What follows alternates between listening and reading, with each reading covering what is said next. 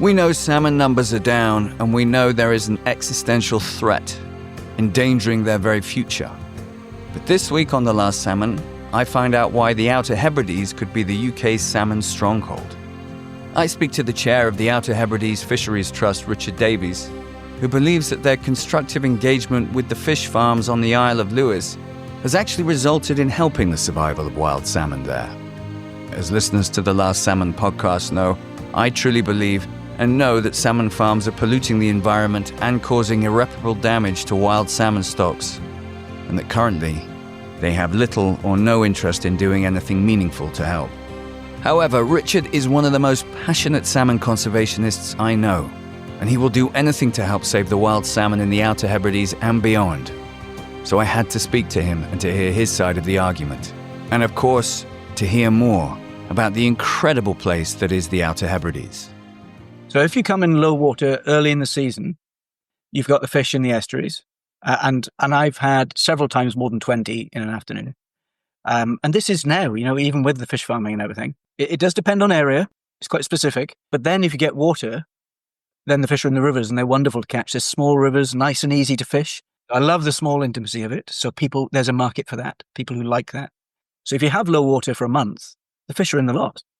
As long as you've got a breeze, which again in the Hebrides, you've nearly always got a breeze, then you're going to have fishing. When I gillied at Hamnaway 4 years on 3 different lochs, I had 1 blank in 4 years for my guests.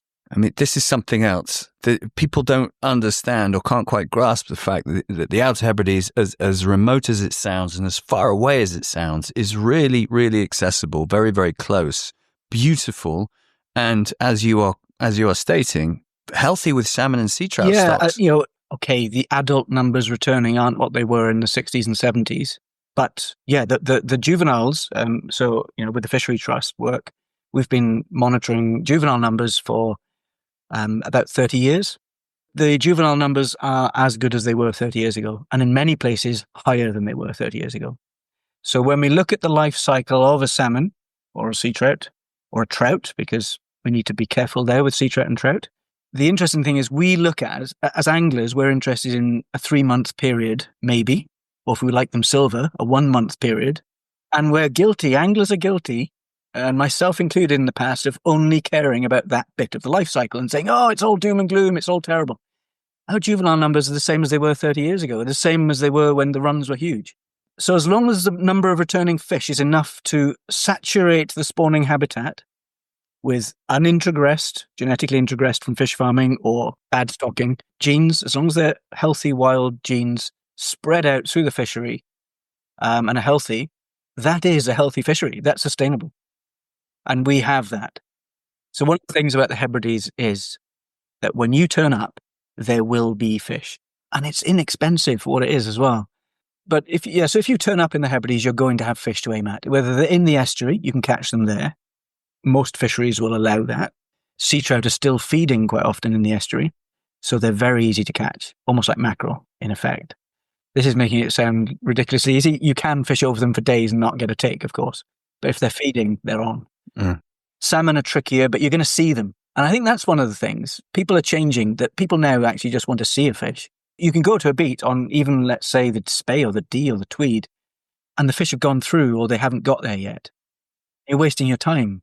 And what I like about the Hebrides is that intimacy as well. Of if they're not in this loch, the manager, the fishery manager, or the gillie will say, "Oh, we'll go to this loch because there's a lot of fish in there." I can't laud it enough. I mean, I was lucky enough to shoot there on a fishing show I did a few years ago, and you hosted us, and it really, when the sun comes out on some of those sand spits, you could be in the Caribbean with the color of the water, and you're casting, as you say, you're sight casting. It's like Iceland, but prettier. I'm sorry, Iceland, but it is in parts. The topography, it's almost Welsh. I hesitate to say that, talking to a Welshman. Comparisons might be a little odious, but it is. It really is a stunning, stunning place. And yet, there's industry there. There's aquaculture there. This is something that you have been involved with and still are involved with as a conservationist, as a businessman, as an ambassador for the Atlantic Salmon Trust. And I always like to pick the phone up to you because you offer a fresh, I would say, non-biased opinion about the industry. It might be slightly leaning towards the industry in the Hebrides, if that's fair to say, as opposed to Scottish aquaculture in the main. But nevertheless, you take a pragmatic approach and you converse with aquaculture because, like me, you believe there's no point just moaning and yelling into the abyss. We also have to try and work together to achieve our goals. So could you enlighten us a little bit on the state of aquaculture in the Hebrides? That's a big one because we have more fish farm sites of any region in Scotland around the Hebrides, obviously with a huge amount of coastline. We have lots of sea lochs, which they like to put the cages in. And I happen to know the chap who's responsible for bringing the fish farms to the Hebrides. He kind of regrets it in a way. He's a good angler, a keen angler, but he was tasked by Highlands and Isles Enterprise to develop fish farming, which were little wooden cages that crofters had at the bottom of their croft as an extension of crofting with their sheep. That's how it started. And then, of course, Wow. Friedman's capitalism, growth is everything, in business. It grew and grew and grew, and they keep being swallowed up by bigger companies. So now we have 3 companies in the Hebrides. When I came here, there were 15 or something. But there are 3 companies, Maui, Baccafrost, who were the Scottish Salmon Company, bought out by a Faroese company, and Loch Duret. Mm-hmm. So I came in, what happened was I'd been a gillie until 2001, from 1991, went into business for 15, 16 years and got bored when I sold my business and was asked by the chairman of the fishery board to chair the fishery trust. So I came in and did that, and it was right in the middle of 2018 when everybody listening to this will remember Loch Rogue and the wonderful work that Corin Smith did in exposing what was happening then. And he and I were in touch a lot. So I would send my drone out over the cages and film. But I was made chairman of the Fishery Trust out of nowhere, right in the middle of that happening. And I had one of these oh shit moments. I thought, right, I've got to deal with this now. Aquaculture is the only game in town. And we've got to deal with it because it was killing fish. You've seen the short film I made, which is private, which has been shown to ministers, aquaculture CEOs, things like that. So people know what happened. And adult salmon had 700 sea lice on them in sea pools in Loch Rogue. At the same time, all the farms in Loch Rogue had sea lice numbers averaging 7.3 adult females per fish. And there are millions of salmon. When we think there are 400,000 salmon come to Britain now each year, adult salmon come back. In Loch Rogue, there were over 2 million fish at the time. So, and they had 7 sea lice each, and it's a sea loch, and that's where the Grimster goes into. And we did tracking of the smolts, the trust did in the spring. So we track and monitor smolts and post-sea trout smolts for lice numbers to know, what's happening in the environment, and then we can correlate that with what's happening on the farm. And 78% of those would either have had to go back to freshwater or would die. The levels were that high. It's the highest we've ever had. And our biologist phoned up the fish farm manager in Loch Rogue and said, have you got a problem? Because we're finding really high lice numbers on our wild fish. Now, they should have told us. There was an area management agreement in place, which I've long been told by other people who know more than me, Andrew Graham Stewart, people like that, don't be naive, it doesn't work. And it wasn't. Because they didn't even tell us. We told them and they knew and then they owned up. And then there was a very fractious whole summer of me going back and forth to Holyrood, meetings with the fish farmers. It was ongoing for 3-4 months, this. Decimated everything for that year. But that's a one-off. Now, what happens and what anglers see and what you do, and we have to do it, I guess, is we show these bad events and these ill fish and these things as though it's the norm. And they don't have to be. And what I realized was, whilst there are people like yourself, Corin, Wild Fish, I'm a member of, all these things, doing all this work, aiming for a fantastical, idealized future where we don't have agriculture, we don't have dams, we don't have fish farms, we don't have, it's not realistic. And the remit of the trust is to protect wild fish now. Our remit is not, we are not tasked with, and it's a charity, so there are rules on that. Our remit is to protect wild fish, not to attack other industries. So I went in with a very clear head on that and I rationalized it, even though I was angry and upset, and decided to work a way, how are we going to work better together? How are we going to be adult? Sit in a room. And through a kind of an email exchange, and it's quite funny now, I got to know Ben Hadfield, who's the CEO for Maui, and quite well, and we get on well now, and met for dinner, thrashed it out, And we decided to try and do the best we can for wild fish. So now in the Hebrides, we have that. We have a representative from Bakkafrost on the Fishery Trust Board of Trustees, Michael, and he's really, really good. In fact, he even came to Caithness to do autopsies on wild fish in an East Coast river, free of charge, that were dying of saprolegnia when I was filming for Wild Isles. We had this problem, and they came to help. The fish farmers came to help with that. I just phoned and asked. So it can work both ways. So we decided to do that and not to go public with a lot of things we did. I did once do, and I can own up to this now. It's a bit embarrassing. As chairman of Fishery Trust, I did some covert filming with my drone over fish farms, which had really, really bad lice. It was in November. BBC wanted it.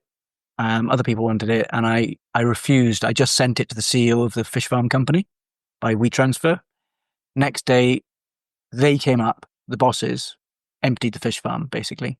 And now, it's taken a few years, that fish farm is moving and going further out to sea.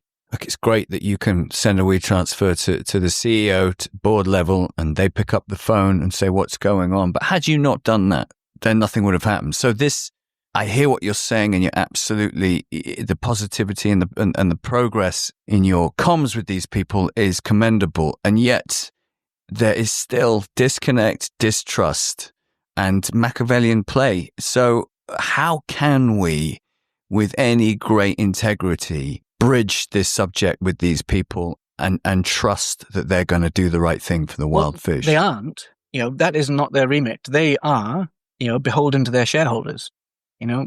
Friedman in the 80s absolutely trashed capitalism. Capitalism no longer works, as we know. We're looking at it happening in the world because shareholder value comes ahead of good value and protecting the planet and the overall resource. So we need to change that. That's a cultural thing. Now, fish farmers are part of that. You look at these onshore fish farms, which is something people always talk about. You look at their share value, plummeted. They're all rock bottom. It's a pipe dream at the moment, and there's capitalist reasons for that. So they are not out there to try and protect wild fish, but they are attempting to be a good neighbor, and there are always risks. So the thing for me is we need to stick to sea lice, right? Keeping sea lice down, particularly at the vulnerable life stages. If they get high sea lice in November or December when the fish are all spawning, including the sea trout, is it really a problem to the wild fish? Are we just whinging for whinging's sake?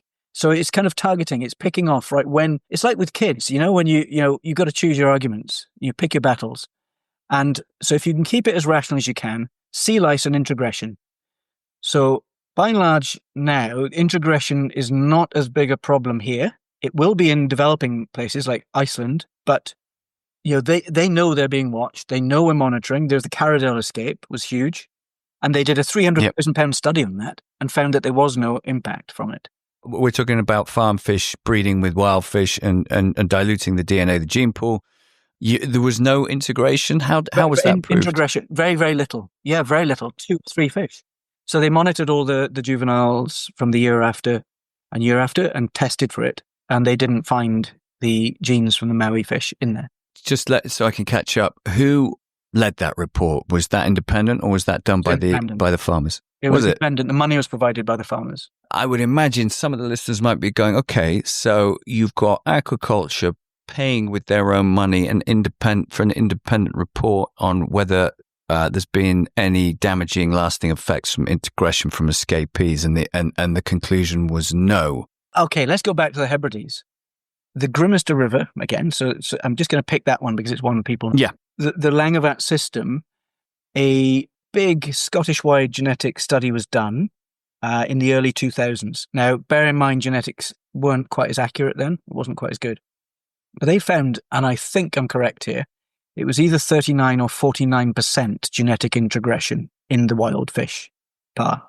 If you have an introgressed fish, so mixed with wild and farmed fish, you have roughly a 50% survival rate of a fully wild fish.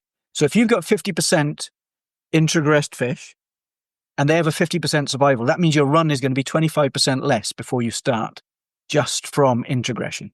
So that's my starting point. So I'm not an apologist for aquaculture at all. I mean, this has happened. The latest genetic studies we've done from the National Electrofishing Programme of Scotland, which all the fishery trusts throughout Scotland are doing over the last 5 years, 6 years, that found that the introgression in that system is now 17%.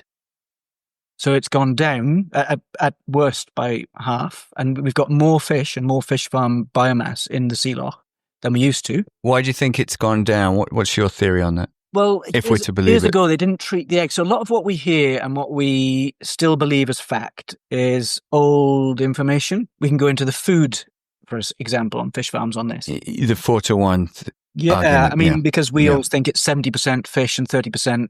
It's not. It's 70% plant-based food and 30% fish. We're talking about fish food or fish feed to feed the farm fish here, aren't we? And that there's a big argument that says that the feed is predominantly made of wild fish from the southern hemisphere, stripped away from third world countries, developing countries. I know it is something that agriculture is constantly working on, not least because of the cost incentive. I doubt there's much conservation or environmental concern in that respect. But so integration is a problem, and then sea lice are the problem. If we stick sea lice, yeah. So for me, in a way, whilst it's not great to see a fish suffering, that happens in the wild. Only 2% of wild fish survive. 80% of farm fish survive to adult from smolt. So what's happening to the wild fish? They look pretty terrible as well when they're being eaten by a seal or whatever it is, or half eaten and then swimming around with their guts hanging out. So, there's all this thing going on, and there's a rhetoric, and I get that the messaging is needed, and I'm totally fine that people do that if they want to get rid of it. But that's not where we come from. So where we're lucky with aquaculture is we have estuaries that aren't that long. The fish come out and then they're off into the North Sea. They're off north of Scotland. They're nowhere near any. Where I wouldn't want to be is maybe down on the Nith or the Lochie, where you've got all these fish farms. And then, so even though you can control by communication with the local fish farmers, for example, we've got a report from Backafrost on every fish farm, their lice levels, what their treatments are going to be for the smolt run. They communicate that with us, and Maui do as well. And you trust that science? Yes. Okay. Absolutely. I can go out to a fish farm anytime I want. There's something around there, you've got to admit, marking your own homework. We have the same issue with water companies here, as you know, that it is an endemic distrust. If the regulation isn't there, if the independent regulation isn't there from government, and we leave it to as you say, capitalism to mark its own homework, then it's a dicey ground. Totally agree with you. You're correct. Yeah. And it's open to corruption, and it has been in the past. But what it is, by building that communication link, basically, and being adult about it, and then at least your foot is in the door and you have a say. If we are shouting from the outside, look, all the shouting and moaning that I used to do as well for 40 years, 50 years, we've got more biomass in the sea than ever before. Sales of Scottish salmon were up 48% last year. And with all this whinging, so what good is it doing? I saw it logically. I thought, well, look, you've got to start actually try and make incremental steps to them being better year on year on year. But we need the regulation to come with SEPA. That's been down the road for another year by both aquaculture and the wild fish interests. We weren't happy with it. And I would certainly rather fishery trusts were doing the monitoring than trust external consultant. The Hebrides is pretty unique, isn't it? Due to its environmental status, its lack of population, its volume of water per land to land mass. So when you talk about what you're talking about and the progress that's allegedly being made when it comes to environmental impact from aquaculture, is it on a very small scale compared to everything else if we're talking about the Hebrides? No, it's our biggest impact. How do you mean? Aquaculture is the biggest impact on migratory fish that we have. In the Hebrides? Okay. Yeah. Interesting. Now, elsewhere, it probably isn't. A dam, let's say a dam, that's it, 100% mortality of your wild fish. So aquaculture, yes, we know from integration it was reducing the runs by 25% based on extrapolating from data from elsewhere. Of course, we haven't done that. But we don't have many other problems. We do have 200 years of overgrazing. So we don't have many trees along the riverbanks. The Hebrides used birch and alder along the riverbank years ago. Old Gaelic names, indicate this from where there are trees and they aren't anymore. So aquaculture is the big one. It's not going to be the biggest. We're going to have a bigger one coming soon, which is ironic because it's to do with climate change, and that's renewables. But yeah, aquaculture is huge, and I'm not at all apologizing for them. What I'm trying to say is we highlight, and people like yourselves all the stuff we see from wild fish, all this rhetoric showing one really ugly fish out of 150,000 in that cage is designed to shock. And the film I made, that was designed to shock. You saw some ugly fish in that. I did the same. We all do that. What I'm trying to be is evidence-based decision-making in my approach, with my fishery trust hat on of protecting wild fish now. The best we can do that, and we had a board meeting last week, the fishery board, agreed that is the best approach, and it's the best of what we can do. Ideally, we need fish farms in the sea lochs, as regards wild fish. But then there's quite a lot of jobs involved in rural economy. And if they can manage it to have a minimal impact, which, because we don't have to go past a whole load of other fish farms, it is doable because you can manage that one estuary. And if we manage each of those kind of fish farm pockets around the Hebrides, that's okay. Our fish are gone. If you're down in Fort William or Skye, you can manage really well your little area, and people do. They're fishery biologists and trust. They communicate with the fish farmers, and they do the best they can. But then further up the coast, where the eye is off the ball, and they've only got so much resource to treat their fish for lice and what have you, then perhaps lice will be higher somewhere else, and the smolts they then will go through that area too a month later. We do have some. I appreciate it's easier for us to have this relationship, and it's easier for us to manage it to the best of our ability. Again, a Loch Rogue 2018 could happen again. There lies the rub. Why risk another Loch Rogue? And Loch Rogue happens everywhere. It happened in Iceland, as we know, last year, or was it the year before? To huge detrimental effect on the wild stock. As we know, we had 1% of the country turning out against Parliament there. It's happened up and down the Norwegian seaboard for the last 50 years, causing huge catastrophic declines in runs. Science-based. This isn't just conjecture. So I hear what you're saying. If I was to ask you to take your chair of fisheries hat off, and I appreciate your MO in that role is to protect wild fish today on Hebrides, and you're doing a sterling job with that.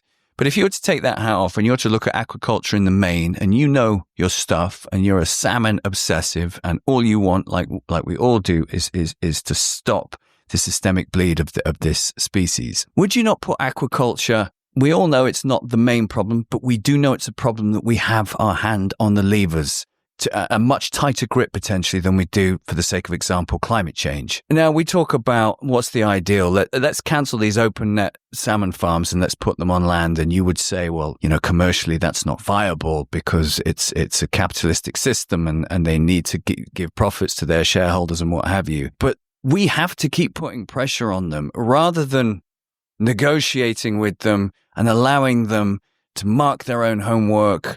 And for them, I would say a lot of them to hoodwink us that they're doing so, but they're not. Let's go back to the capitalistic model. They just want to pay their shareholders and keep those dividends coming out. Why don't we just force them to make that model work? Because if they've got no choice, they will do it. That is capitalism working as well. It is fine-tuning the system to still make money. But if we allow them to keep expanding, to keep getting more and more licenses for aquaculture to grow and its tentacles to get longer and larger across the world, then that surely is not good news for the wild fish. All good points. You can't argue with any of that. The basis of that for any change, like you're talking about, would be political. There's no way that's going to change from within the industry or from within the wild fish sector. I'm a realist, But how do we affect political change? We affect political change. If we're in a democracy, then we get the people to lean on their representatives. Are we in a democracy? Are we really in a democracy? We're in a facade of a democracy, but we're supposedly in a democracy. And if enough people are made aware of the practices of aquaculture, then regulation will force their hand. Well, it is kind of coming. Yeah. The REP committee from 2018-19, and then the review of that recently, where they said, not enough has been done. This is all coming, but politically, all these quangos like Nature Scott, SEPA, Scottish Environmental Protection Agency, for those south of the border, and the Fish Health Inspectorate, all these people and the Marine Directorate, all these people who inspect are, in my view, deliberately underfunded by government. If we want to protect things, the rivers down in England, if we want to protect these things, we have to massively increase the funding to the people who are meant to be monitoring it. So on top of the political thing, where they right now, our government, it would have to be Westminster, I think, not Holyrood in Scotland. I don't know who has the decision making. They could say, that's it, we're banning fish farming in the sea, open cage fish farming. They're not going to, because it would be probably a disaster. It would hit the economy, because it is the biggest food export of Britain, single food export, salmon. Economically, given that we live in this capitalist world, which I hate as much as anybody else, even though I benefited from it, and I'm not a hypocrite, that isn't really going to happen. And to put it all on land, politically from the outer reaches of Scotland or Iceland or wherever, where people are wanting jobs, although that is changing actually, to greener jobs and tourism-related jobs and what have you, and renewable energy-related jobs. But those regions would lose the fish farms. It's happening. There's no fish are processed in the Hebrides anymore. They used to have processing plants. But is it happening? I mean, look, in the last month or 2 months alone, they're winning battles, terrible battles that shouldn't even be allowed to argue, where they no longer have to put on the label farm salmon. And that, to me, that's all rhetoric. That is the game. That's another game that's being played that isn't part of my. So how can we trust these people if this is the way they try and pull the wool over our eyes? That's my issue. We can't. They do themselves no favors. Well, here's a thing. I came from that viewpoint back in 2018, and I've spent a lot of time researching. I've looked for patterns. I went through all the data, doing pivot tables on Excel, even with Corin Smith back in 2019-20, sharing data, trying to find patterns of high lice numbers in the farms in the Hebrides and low runs of salmon the next year. Couldn't find it. I tried. I was sending it to friends, saying, can you see a pattern here, without telling them anything? Nope. This is one of the likely suspects, as we call it, aquaculture. But as I go back to the argument, it is something that we can control. I agree. I would love there to be no impacts and everything to be lovely, wonderful, rewilded, perfect fisheries with overhanging trees and insects and no pesticides and no sheep and cattle grazing in the river and no septic tanks and, no abstraction, no whiskey industry, all these things that have an impact. But it isn't. So it's there, just like those other industries. And therefore, how do we treat those other industries? We don't get rid of them. We don't shout about them. We work with it and we minimize the risks. So that is the view I'm taking with my hat on. Yeah. And rationally, it's the best way forward now. At the same time, good luck to all those people, using rhetoric in the same way that rhetoric's used on them labeling salmon as salmon now, not farmed. The same way of showing an ugly fish. Hey, that's all fine. That's all part of the world. But that's mush. That's smush around the edges. Doesn't have any significant impact on saving a wild fish today. And that is the business some people have to be in. And it just happens to be me. So I'm not defending the industry. I'm not saying that you aren't correct. Yeah, it's just that it's a different approach. Some people need to do it. It's a different approach, and there's room for us all. But I'm finding it hard to reconcile that the rhetoric that you speak of doesn't have any effect, because I would argue it does. Otherwise, it wouldn't be countered by aquaculture messing with their labels. How does that save a single wild fish? Because it spreads awareness and it stops and it potentially stops the demand or decreases the demand of farmed salmon, which, as we know, causes issues for wild fish. So if we can hit the demand, then they are going to have to mess with how they supply this fish. That's the only way we're going to affect change. As you said, we're going to have to hit them from a consumer angle, and we're going to have to lobby the government at the same time to regulate. And from what I heard, things are changing, not as quickly, sadly, as they need to, bearing in mind that in the British Isles, at least, the Atlantic salmon is now an endangered species, which doesn't seem to be ringing very loudly in the ears of aquaculture CEOs or people that can make a difference. I know it does in your ears. This is something as well that concerns me greatly, that the timer is very, very heavily stacked against us, and the movement within aquaculture, as commendable it is to be as it is for you to be talking to them and having the relationship that you do have with them, there is not the pivoting and the speed that needs to be happening if we're to have a real chance of saving fish. And I'm sure Hebrides will thrive or survive, whether it thrives or not, but will be the bastion or one of the last bastions of the British salmon. But I've got to be thinking about Scotland. I've got to be thinking about Wales. I've got to be thinking about the chalk stream salmon too. And they are in absolute dire straits. What impact does aquaculture have on Wales? It doesn't on, let's say, the chalk stream. We don't know that for a fact. Are the migratory routes going around the Hebrides for the chalk stream salmon? Who knows? But I hear you, Irish salmon, it does have an impact. It all matters because if we can bring awareness about the plight of the salmon, even if it's through aquaculture that doesn't necessarily directly affect, for the sake of example, the River Wye. It brings about awareness, and awareness is everything. I go back to the people being educated on these issues. They lobby the government. We regulate. We affect change. That's the only way we can do it. Yeah, no, and I agree. I mean, we know that the problems in Wales and England are very different. Yeah. And the east coast of Scotland. Yeah. You know, it's really difficult for me because our biggest impact is aquaculture, and that's why we focus on it. And it's not just me, by the way. It's not, you say, oh, it's commendable. This is our approach. This is our approach in these, that we are going to sit down and work with them to minimize the risk. And that's the best we can do. Yeah. And then the bigger national argument and the whole thing about salmon, I'm totally on side. I attended the 3-day conference in London where you spoke very eloquently and passionately, Jim. It was great. And, I do care about the whole thing, the whole global picture. Going back to aquaculture and sea trout and trout, I was going to say something about Grimster. Yeah.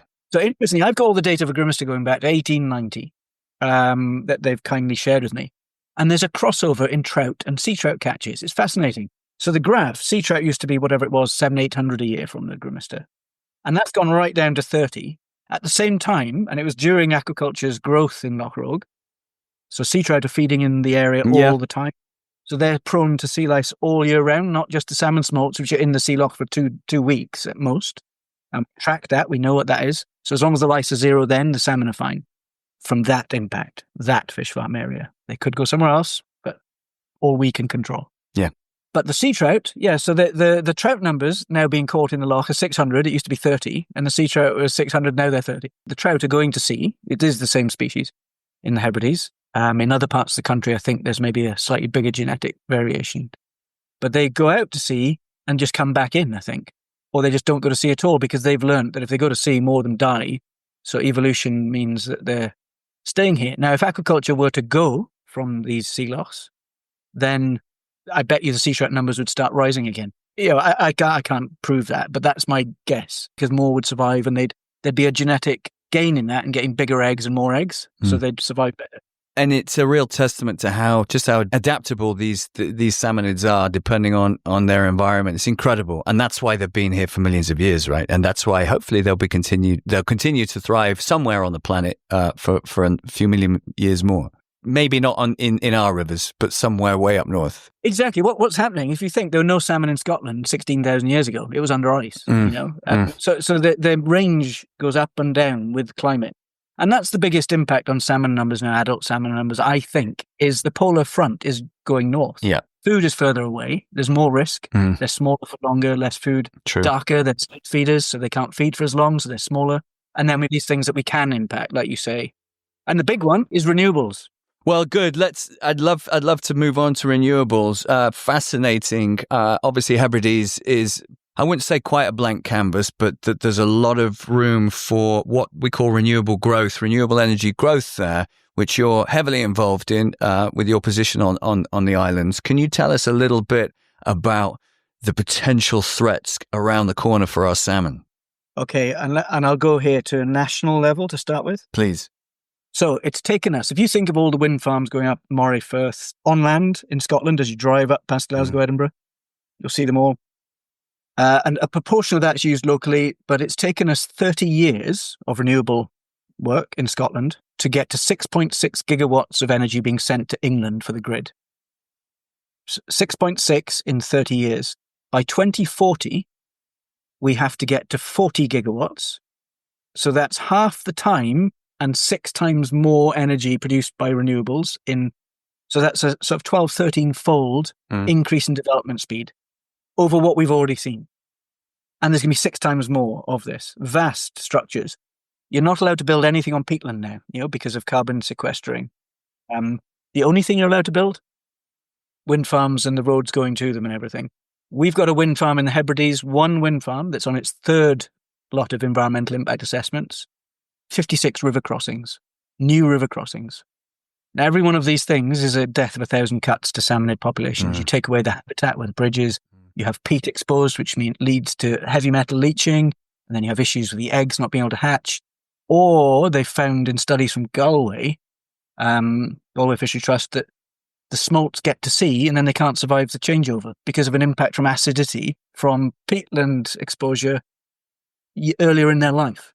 So the scale of the wind, the renewable energy, and these pylons are going to be coming right down through Caithness, Sutherland, right down the west coast. We're going to have lots of wind farms off the Hebrides. We've just got a study done. We were obviously part of the West Coast tracking project in Loch Rogue. We had a huge array of about 100 receivers and tagging salmon smolts and sea trout smolts. And a report, and we put some receivers out with the London Zoological Society of London with Dr. Adam Piper, who's a brilliant scientist and tracker and passionate. And he put 5 receivers out in 2023. 24% of the smolts from Loch Rogue, from the Grimmaster, as it happens again, 24% of the smolts went through that leaky array of only 5 receivers in quite a big area. So the gaps. So we know 24% is the bare minimum. And then the year after, there were 13 receivers and 19% of the smolts went through that area. Huge. So we know that these are going to go through that area. And then what these turbines and things create at sea is huge predator, a new trophic web of reefs, effectively, where you have seals, fish congregating around there, barnacles, and then the anemones, and then this whole trophic web. And these smolts are evolved to go in the surface layer, not looking down for predators. And we're finding from the Moray coast that some of these smolts hang around for 2 or 3 weeks in the wind farm areas. There's another farm, let's see. So there's a huge risk there to not just that fishery that we studied, but other ones around the coast, because the smolts follow the same route. So we are now in that process of working out what that impact's going to be and how can we mitigate for that and make up for it.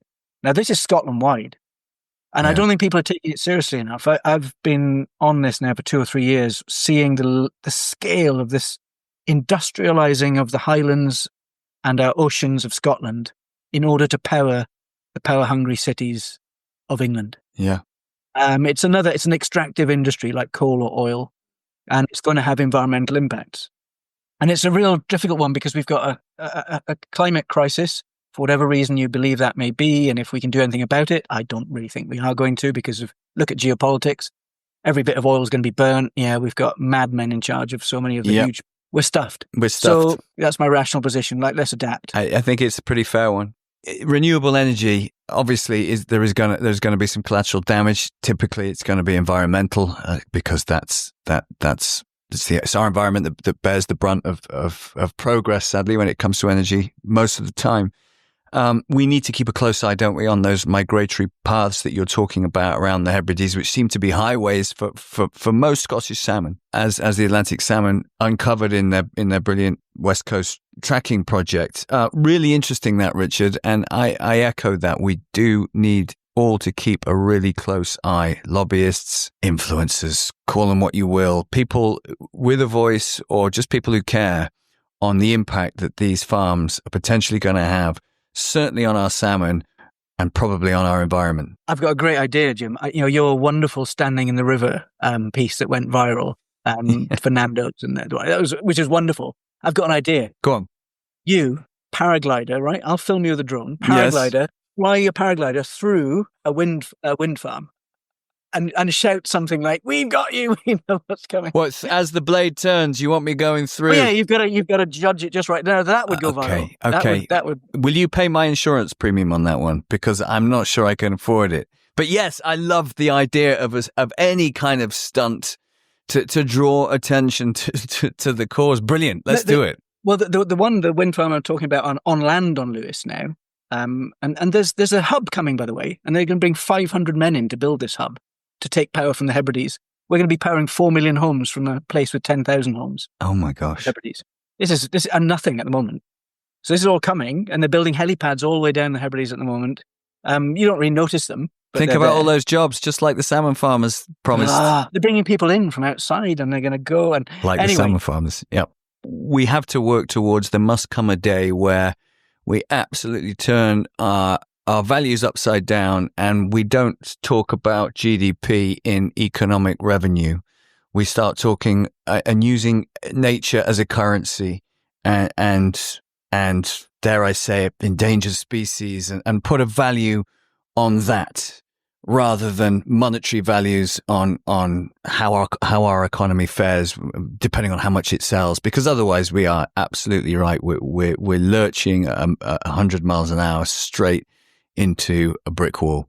Richard, I'm gonna change topic because we haven't spoken about, and I'm desperate for you to tell the audience about you. When I first met Richard and I heard his story, I was absolutely fascinated to hear that he was once an avid salmon angler, which we've discussed, and a good one, coming from the shores of those wonderful sea trout rivers down in the banks of those sea trout rivers down in Wales. He's bound to be. But you hung up the rod and replaced it for a camera. I'm not just talking about taking pretty pictures of rivers. You decided, which really fascinates me, to film what's underneath the mythic plain. The reason why lots of anglers fish in the first place. We want to know what's beneath the water. You were one of the first people to get your hands on one of these ROVs, these underwater drones. And now, to many, you're known as the salmon whisperer because you seem to have tamed these salmon so that you can get right amongst them with your camera. Tell us a little bit about that and the journey it's taken you on. Yeah, okay. Well, this bit's embarrassing. I have imposter syndrome, and I am an imposter. I'm not really. It's kind of a hobby that got out of hand. So I love to share, anything I love, like we all do. We love to share that joy with as many people as we can, And when I came to the Hebrides, it was beautiful. I'd always obsessive fisherman, gilly for 11 years. Blah, blah, blah. I came to the Forcer, crystal clear water. The sand, you've seen it. You can look down on the sand with a drone, which I didn't have. I only learned to fly a drone so I could look down on salmon over the beach, bizarrely. That's interesting. Because I thought, well, hang on. Well, if you look off a bridge on any river, you can see the fish in the water, but you can't from the side. And what I love about fly fishing, and I only fish a floating line, by the way. Mm. If they don't want to come to the surface, they can just stay there. I'm not bothered. I love seeing them. I don't catch many, but I love the boil or the moving fish. That's the hunter that you discussed. Exactly. If you look off a bridge, you can see that. I thought, well, hang on. When drones came around, you could move your bridge to anywhere you want. So that's how I got into drone flying. Right. And I did my license because that's what you do. I thought, well, I may as well get the qualifications. I may as well become professional at it. At the time, I had a business earning quite a lot of money, so it meant I didn't have to work, and I was paid a lot. So I just bought all the toys and did all these things, and so I got into it. But that was later on. My first filming is when I came to the Force as a gilly, saw how beautiful it was, wanted to share it. And you've done that. You've filmed there, and it's stunning. I thought, oh, wow, other people have got to see this. And I started to make a film with a BBC camera, and you can find all this on YouTube. In fact, interviews with me as a young man, because we interviewed each other, the two of us who made this film, Atlantic Salmon, A Life on the Edge. It took us 7 years because everything had to be real. I didn't want any nonsense bullshit takes like they do set up, and then cut your fish off. It was all real. So it took 7 years to get to film it, which my friend Jed Yates, who I didn't know at the time, he found that really difficult because he's used to filming news stories. 5 minutes, done. Yeah. So we started off doing that. Everything had to be real. During that, I realized I'd like to film underwater, and these plastic bags became available for digital cameras. And that's how I started, floating in my underpants in the river or whatever, with a camera, drifting past some fish. And you can see on Atlantic Salmon Life on the Edge, all those shots. It's quite old now, but everything in it and the science towards the end still rings true, funnily enough. Mm-hmm. There's a lot of the arguments were correct. And during that, all I did was I thought, well, who could do the voiceover? And I was thinking, well, either Billy Connolly or Paul Young, who I love, Hooked on Scotland, the godfather of fishing programs to me, the best, humble man and a wonderful fisherman. Truly a good fisherman, but that doesn't come across. He doesn't big himself up. I like that. Anyway, I just got in touch with the company, Hooked on Scotland, said, look, I'm a gilly in the middle of nowhere. I'm paid 150 quid a week. I'm doing a film. Would you mind doing a voiceover? I said, I'd love to. I'd love to help. Oh, lovely, lovely guy. And that then sort of jumped me forward a bit, thinking, oh, wow, these people in film and that, they're not monsters. They're decent people and you're okay with them. So that started it. Started underwater stuff. Then I went into business, bought all the toys. ROVs came out. I thought, oh, here we go. Because I used to do the lobster potting that Chris Conroy does as well. Lobster pot camera work. You put a GoPro weight in the river and you get something. Yeah. And I've got 12 GoPros and other brands as well, DJI and Insta360s. And I put them everywhere, and then you get what you get. Then I thought, well, hang on, that's getting a bit boring. You want something with movement, so I got into ROVs. Then, of course, Wild Isles came along, and through the Atlantic Salmon Trust, got me in touch with the production team, Chris Howard, and I spent a year proving to them that I wasn't just a hobbyist, which I sort of am. Sorry to interrupt, you're not a hobbyist. Anyone who has seen Wild Isles, specifically the episode where David Attenborough talks about the salmon, there's a whole episode, or I think most of an episode, about the Scottish salmon, and there is some incredible photography by yours truly, not least a shot that we've never really seen with salmon, and that is, if my memory serves, it's an ROV shot from beneath the salmon as they wait to jump a very high fall up there in Scotland. Whereabouts is that fall? Caithness River. Caithness, that's on the Caithness River. And a mile from the road. It's not an easy fall to get. That shot, so you've got the salmon backlit from the sun with that heavy water coming past them, and as they muster and as they prepare themselves for that Olympic leap, it's truly, truly something to behold. It's an award-winning piece of cinematography, and I don't use that term lightly. It is incredible. Anyone who hasn't seen that, or just go and watch it again, it's an incredible episode. And Richard, you did a great job. It's kind of you, but that wasn't that difficult in a way. You need to know how to use an ROV, but I'll tell you the inventive leap that did that was at some point I worked out, I filmed salmon doing everything, breeding, jumping falls from above, drone shots of them on the beach, all this stuff, ROV shots of them in rivers. And I worked out at some point, when they're jumping up a waterfall, well, there has to be grip. They can't jump from white water, so there has to be solid water somewhere. It was just that was the only leap. And I thought, well, in that case, if there's solid water, that means you can film it, because it's not just going to be all bubbly. And that was it. Put the camera in. Yep, it was exactly as you'd logically think, but it's a step nobody else had made. Quite an easy thing to do, really. Well, I would respectfully say it's not that easy to have the imagination and confidence. So was it just pot luck that you managed to get that wonderful sequence of that shoal in the ocean? Perseverance. Going back and trying. You're seeing the fish out there jumping off the coast. It happened to be a dry year as well, which is bad for the fish, but was good for me. Yeah. So many years you'd never get that shot. In fact, I don't think I would have got it since, and that was 2021. So it's quite interesting. A lot of luck is involved. It's not genuinely, I'm not being falsely modest here. Can you keep doing what you're doing? Because what it does, not just for anglers, but for anybody who wants to get a bit of an insight into this fish that they don't get, all they see is a farmed salmon laid out on a fish counter most of the time. To see a wild salmon in the wild, very few people have that privilege. Mostly anglers, just by virtue of trying to fish for them. But what you do is bring that footage and that awareness to the masses, and you film it so beautifully, and you really allow the camera to capture the prowess and the magnificence and the majesty of the Atlantic salmon. So please continue to do that, because I can't tell you how many people who've seen your footage and go, aren't they beautiful? So that's the effect you're having. It really is a powerful thing that you do. So please continue to do it for us. Thank you. And I will. It was Attenborough who did that, by the way. It was Attenborough started that thought off, that if you don't see something, you don't appreciate it, how can you love it and how can you want to protect it? Well, he's absolutely right. There's a method to it as well. I do know that how important it is, which is why I give it away to a lot of people. In this visual, very quick, speedy world of attention, I think what you're doing is so important. So important.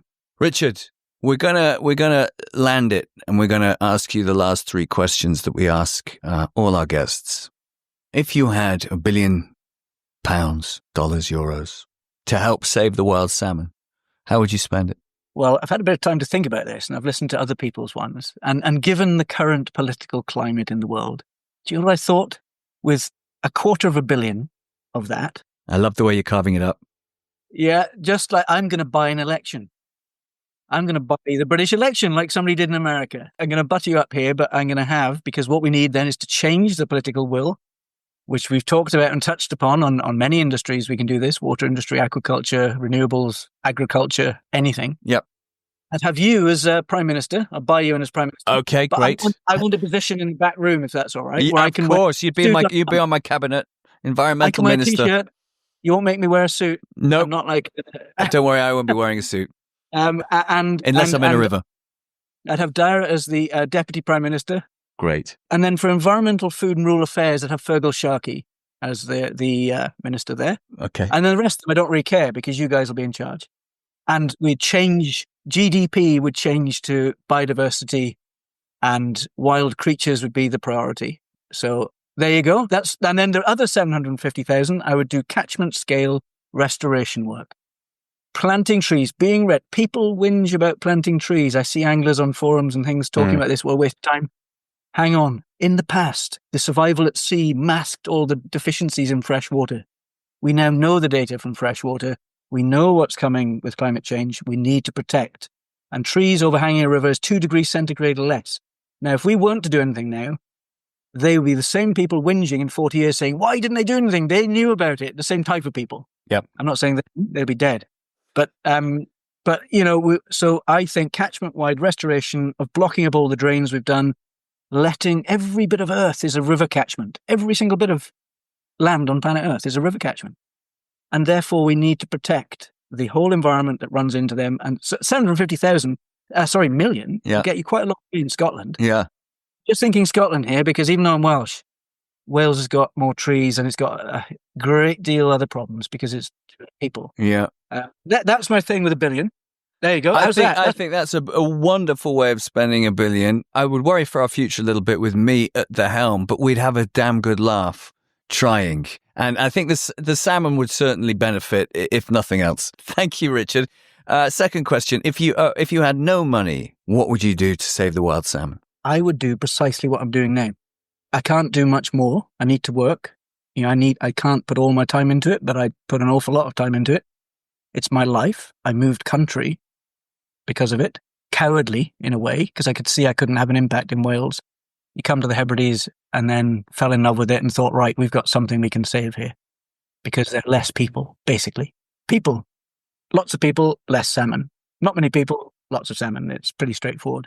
Well, I'm an advocate of kind of evidence-based decision-making, advocacy for the salmon, and education. I do talks, publicly or to university students, things like that, just to put salmon in the foreground. If we can get salmon into every curriculum, freshwater management, into every curriculum in universities, there's something we're working on right now of trying to get natural history as an SVQ and higher level in Scotland, which there are people in England doing for GCSE, but it's been kicked down the road. But they're now helping me up here in Scotland, and we've written to the Education Secretary. So we need to get salmon and their plight and freshwater habitats front and centre. And we are kind of doing that without any budget. You're doing it, I'm doing it. We're all kind of working because we're passionate about it, really. That's great. If we had more Richard Davies dotted around the country, it really would make a difference. I think there are loads of them. There are loads of them. But we need more. They don't have a public. We'd like to keep.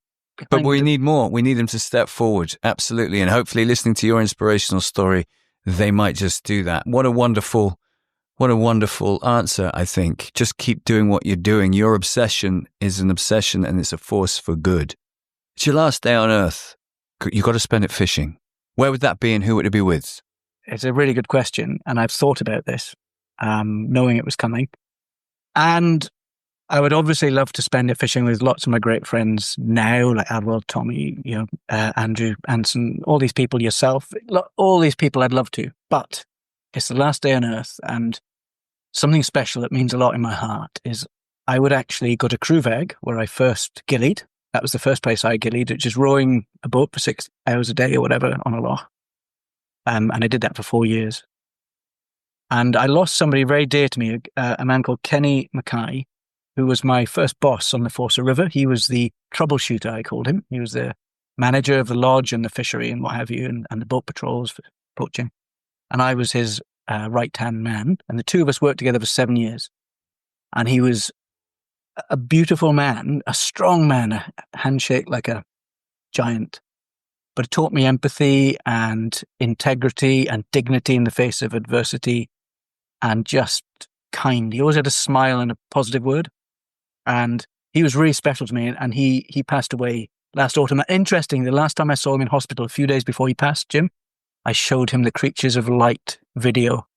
and he lit up and he was smiling on his deathbed. Wow. And he's somebody I never thought I would not see, and it's quite emotional. Anyway, I would take Kenny, and there's another old friend now, Arthur, who no longer can come fishing on the Borgie, and he once caught, at 89, caught 3 salmon on a hitch before lunch, fishing the same beat as me, and I caught 1. And I don't know how he'd get there. We'd have to helicopter him in because it's a long walk. But I would probably row for those 2 people, one alive and unable to come, and one who's passed away, but both gentle, kind people from a different era where people cared about each other and, community was bigger.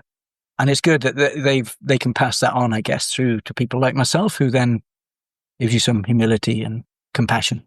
And we probably wouldn't catch very much, but we'd have a lovely chat and see the good in the world. Thank you for sharing that, Richard. That's such a moving answer to potentially a pretty glib question. What's wonderful, what I take from that is they're both anglers. You're an angler. The dignity, the compassion, the empathy, all those wonderful traits that you spoke of that are now imbued with you. And it's all because of angling. You wouldn't have met these people otherwise. And isn't that a testament to what we do? It's a great leveler. Angling is great. And my safe place is the riverbank.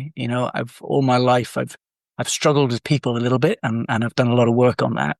But I was always escape to the riverbank. And then you'd meet these wonderful characters who were always kind. The number of places I go private fishing, they just say, "Oh, come along," because they could tell I was like them. Inspirational. I can't think of another word. You really are. I could listen to you all day. Your stories, your experiences, not just as an angler or a fisheries manager or a businessman or a conservationist. You're a Renaissance man. So thank you, Richard. Thank you so much for being a guest on The Last Salmon. Cheers, Jim. And sadly, since the recording of this episode, Richard's dear friend Arthur has passed on.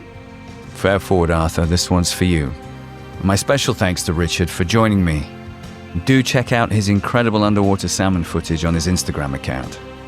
On the next episode of The Last Salmon, the fly fishing nation founder Stefan Dombaj on the next generation of salmon anglers. What has made salmon fishing one of the most unique experiences on a fly rod still has the drawing power to captivate a young generation. And I think that's quite important. This is the message that we want to send out of here. As long as there is a salmon in the river, and may just be one. And his wife, Marina Dombaj, née Gibson, one of the UK's most prominent anglers, on starting a salmon fishery in these difficult times. I said, "We're taking over Bywell," and he was like, "Are you stupid? Can you do maths? They don't catch any fish anymore." Listen and follow The Last Salmon on Apple, Spotify, or wherever you get your podcasts. And remember to keep in the fight for our salmon. The Last Salmon Season 2 is supported by the Missing Salmon Alliance.